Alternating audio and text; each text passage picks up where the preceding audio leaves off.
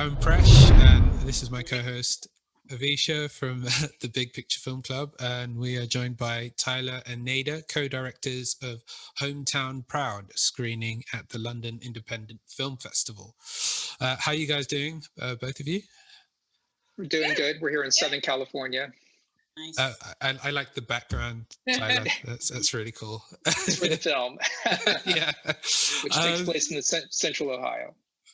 So can you tell us, a bit about Hometown Proud and what it's about?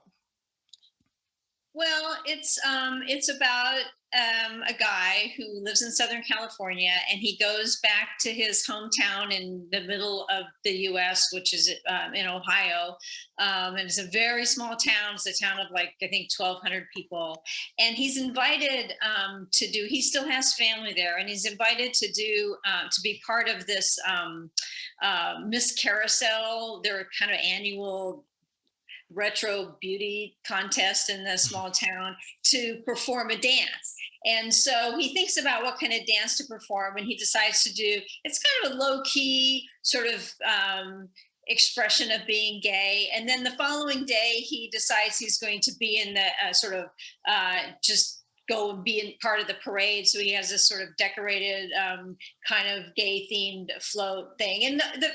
And you know, we suppose it's not necessarily a new story that a gay guy returns to a small town, but really what's brave in a big city is much different than what's brave in a small town. And people still are struggle in rural America, at least, and maybe many places in the world, to live out full and complete lives within that context. And so it's really about the subtlety of the things that aren't said, and kind of how people are oppressed through just tradition.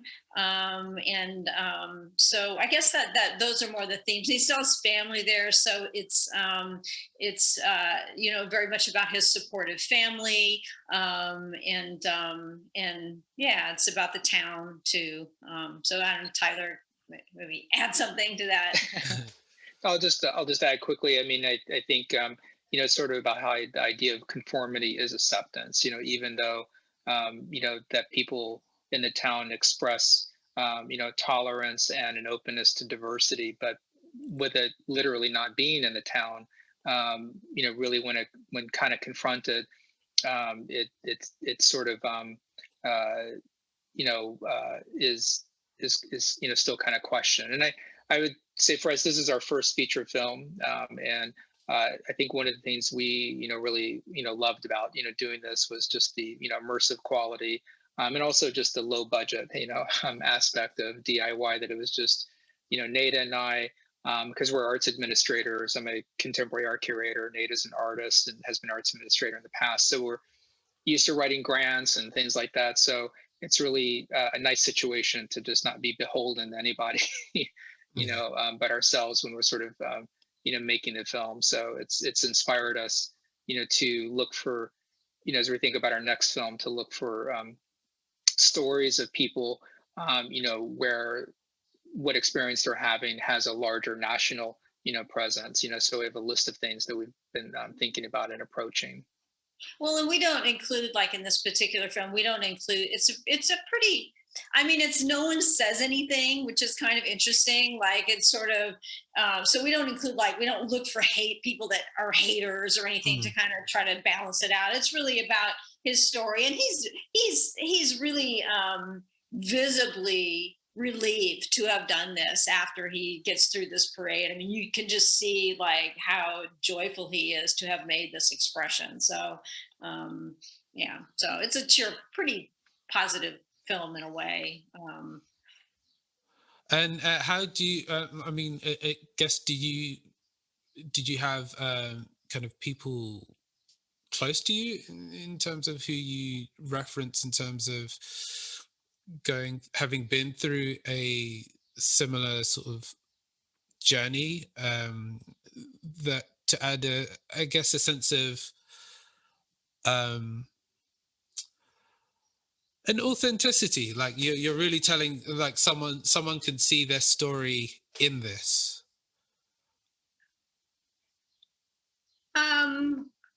Well, I think anybody that has felt a sense of not belonging, which is probably everybody on some level, whether it's, on the surface or deep down. I mean, so I think, in that sense, it resonates in a general way with anybody that has had to, I guess, limit what they say. Or, I mean, it's kind of interesting because, like, you hear a lot of expressions about, this isn't really an answer to your question, but like, like there's a little part in the movie where they talk about who we're good people and then they're good people. And so, like, in that kind of context, I think, and people talk about, like, well, how, I think the pageant director, like, like we would always be there to help people if they needed it. Well, yeah, I think, like, if you have cancer and you're dying, someone will probably bring you a meal. But whether or not you're able to fully function as a complete human being in that context, if you don't fit the rules anywhere, I think that's anywhere. I mean, even if you go through life and you have, say, you have the same group of friends who are limiting you, not friends that encourage you to grow, or you're in a relationship and, and somebody encourage, won't let you be free and expressive of who you are. I think that that's a universal story for a lot of us. So it's maybe Yeah, not quite. and I think that, to add to what Nate is saying, I think that one of the things that, you know, uh, that's interesting about the film is the generational representation. So there's Archer, who is, and I think, is he nearly 50 years old, I think, or 40? Yeah, so he is 50 years old. And then his niece, who's also gay, who just graduated from high school, would now be in her perhaps early 20s. So there's kind of a 30-year difference there. And she's, she says some really great things, and she's kind of much more comfortable in her skin. Yet at the same time, she says she really doesn't talk about it with her family, and that where there is any kind of bullying, it tends to be a cyberbullying. So that's sort of really more what it, instead of the hallways of the high school, it's really kind of in the virtual space, cyber. So she talks about a trans kid who was just there briefly in their school and then left, but he was still kind of stalked, a little bit virtually. So those are some of the kind of things that happen, or during the pageant, where they have these questions that they ask all the contestants, and inevitably many of the questions were, well, what do you think your boyfriend would think about this? For example, so it was just automatic assumption of the type of relationship. Well, the trans story is very interesting because the guy, he left the school. He was only there briefly, and nobody really knew he was trans when he was there. And then they found out later. So, I mean, in a way, too, it's our inability to talk about all these things, to talk about gender, race, sexuality, religion. It's so, and now there's just, everybody's split into these camps and these teams. And so now it just feels really, I mean, it was right on the cusp of, after Trump here, I don't know where you guys are based, but Trump here got elected. And, I mean, everything just started to, and before I used to work for local government, and you kind of knew that where people stood, but you have to get along with people because they're your neighbors.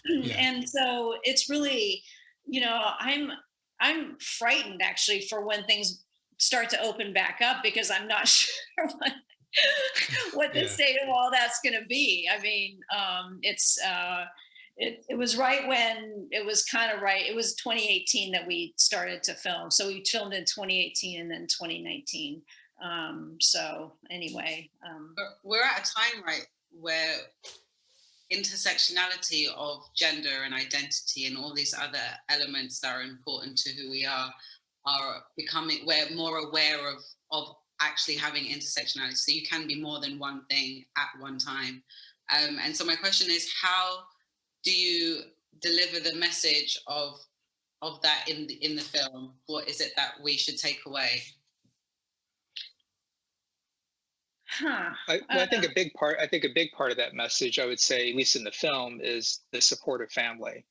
And that in the end, it's the brother Michael, who in the film helps write the song that becomes the theme song for the film, is played but towards the end of the film, he talks about, there's all these, rednecks, here, and he's kind of talking about his own community. There's all these rednecks that live here, but I can guarantee you there's somebody who's gay in their family, and you're going to have to love them, and I think that then, retroactively plays on the film to show that, and the whole journey in part was his mom.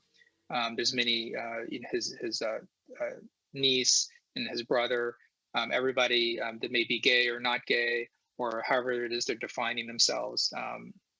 That in a way, that's what allowed Archer to kind of come back and feel comfortable. Well, it allowed him to kind of be who he was then, and then he had to leave, but then he also came back and was very nervous about it, even though he was a 50-year-old man. To kind of he was suddenly internalizing, what he had experienced as a teenager there, and sort of had to go through getting rid of that internalization that he really didn't have that opportunity to do because he had left, so early. So I'd say in this film, family support is a big part. And I don't know. I mean, I don't even know. There's such a difference between the urban and rural experience. And, people, a lot of people's references even to anybody that's, say, gay or lesbian now, even in an environment where you might have a smaller gay lesbian community, is just through media or television or things. So people are kind of slowly coming along, but they may not necessarily know anyone. So I don't, we can have that dialogue in an urban environment, but I think that in that context, people are maybe just beginning to think about that kind of thing. You can have more than one identity, or you can, that hasn't, it's, I don't know. Yeah, and it's interesting. Oh, I'm sorry, Naida. No, I didn't. I was drifting off because I was I was going to say, one of the things that was interesting, because the school there is that, because it's such a small community of 1,200 people, that for the most part, the people you start going to first grade with, those are the same people. Those are your same cohort all the way through high school. So that if you sort of get labeled that, say negative or positively, but worst case in terms of if you get sort of a negative label, that can travel with you all the way your entire school years there, your community. Because basically, when you graduate, the graduating class there generally is about 40 to 60 people. So it's a very, so it's this one building where all the classes are, and then it's a big part of the community. So that was something that really struck me, that it's a little hard to experiment because then you either confuse the label that was put on you, so you have to push back hard on that, or people are just, you can't. It's hard to change, there. I'm really also interested in this sort of in-between space of community, because when we divide ourselves up into all these camps, it's hard to reach that in-between space where people can be educated or even just exposed to things. I worked for local government for a number of years in high community contact positions, and when I left that job, I don't know, it was about 10 years ago. And I swear I would never use the word community again, because I just saw, I've come back around, but I saw it so often used as a term of exclusion about what the community didn't want. We don't want this, we don't want that. And who are you to even say that? Who do you represent, So community for me is an interesting, complicated word that we throw around, but, so we've been also following interesting stories throughout the year of these people that are in this kind of gray area of identity, or where they're located may not be the right context for them to be free, I guess. Anyway, that's adding something to I added something there, but I'm not sure what. Tyler and Naida, I wish we had more time, but thank you very much for your time today. Thank you. And we look forward to seeing Hometown Proud as part of the London Independent Film Festival. Thank you very much. It was a pleasure. All right.